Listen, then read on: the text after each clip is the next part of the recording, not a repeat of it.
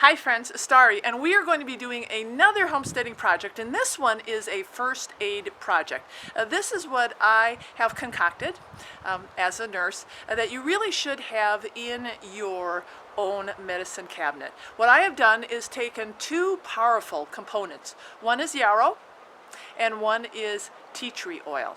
Now, the yarrow I picked myself and I dried and I already infused it in an oil. And then I'm going to take the tea tree oil and combine it and make it into a first aid salve. Now, if you don't know anything about yarrow, it has great components. And one of the components is it has alkaloids in it, which actually helps slow the clotting time. So it's great for cuts and scrapes. It's also good for rashes and bug bites. Oh, you know, it's summer, all those bug bites, bee stings. So it really is a great first aid type of topical application that you can use. And then I mix it with a little tea tree, and it's kind of unconventional, but this is my first aid mix. I mix it with tea tree because tea tree has the same anti-inflammatory properties, anti-fungal. It's good for other things such as scabies and roundworm, and also good for minor skin irritations and eczema and things like that. So you put those two powerful components together, which are natural, and it makes a great first aid salve. And you don't have to go to Walmart or Walgreens to buy yourself all these different salves, for one for bee sting and one for bugs and one to stop bleeding and scrapes. No, you have it all in one salve, and you know what? It's natural. 100% natural. So we're going to go in the kitchen and I'm going to show you exactly how to make it so you can put it in your medicine cabinet and have a great, well-rounded first aid salve. Now, as we move inside, your salve is going to end up looking like this. But you need a couple of ingredients. Beeswax. You need beeswax for most of these salve recipes. And you also need coconut oil. Now, I like adding coconut oil to my salves because it adds to the medicinal properties. Coconut oil has antimicrobial properties, anti-inflammatory properties, and anti-infective properties. So I'm going to melt 3/4 cup of coconut oil with my 3/4 cups of infused yarrow oil, and then I'm going to add 3/4 cup of the beeswax, and I'm going to make a double boiler to do it. And then you have to work very quickly because as soon as you take it off the heat, it's going to start setting up. So you want to add your tea tree oil or other oils too. There are so many out there that have medicinal value. A Frankenshire, I think of that, a jasmine, a peppermint. You can also add eucalyptus.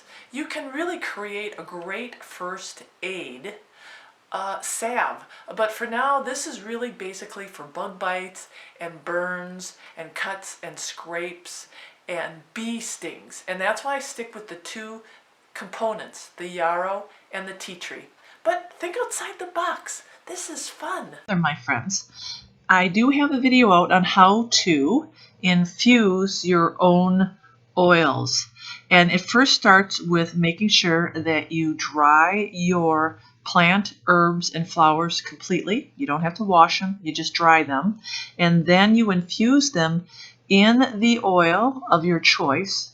And it usually takes 2 to 3 weeks. And you set it out in the sun, and I put mine in a mason jar. But make sure you watch that video, because what you're going to be doing is using that infused oil in this recipe. As you see right here, I'm actually dumping out my yarrow infused oil and straining it, and then I will be using it for this recipe.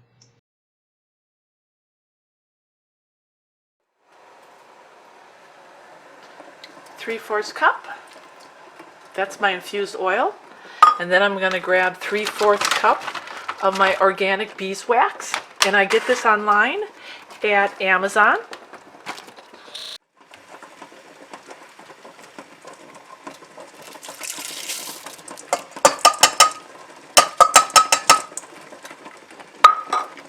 And then 3/4 cup of cold pressed organic coconut oil.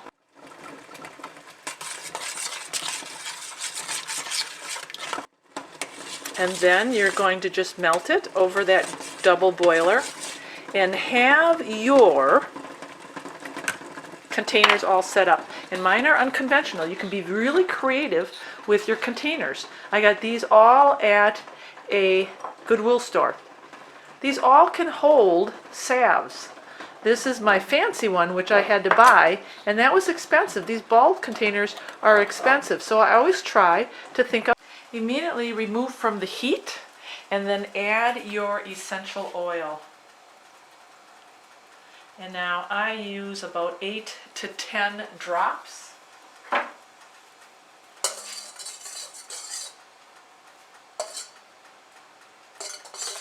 And it's pretty potent. You're going to smell it if you use that tea tree oil. If you use tea tree or if you're using a frankincense, all pretty powerful. And then you are simply going to pour that oil into your containers. And as I said, you have to move quickly because it sets up quickly. And you can use glass, you can use plastic, you can use big, small. I don't purchase containers because I just don't find any value in that. And if I purchase, it's always at Goodwill. Look at that. Beautiful. And you can see how it's setting up already.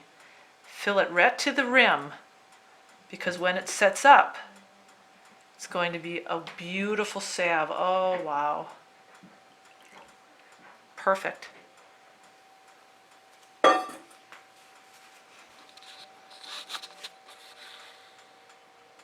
And watch before your eyes, it'll set up. There you go, my friends, a starry and another homesteading project that you can do without having a homestead. And first aid. That's the nurse in me coming out. I can't help it.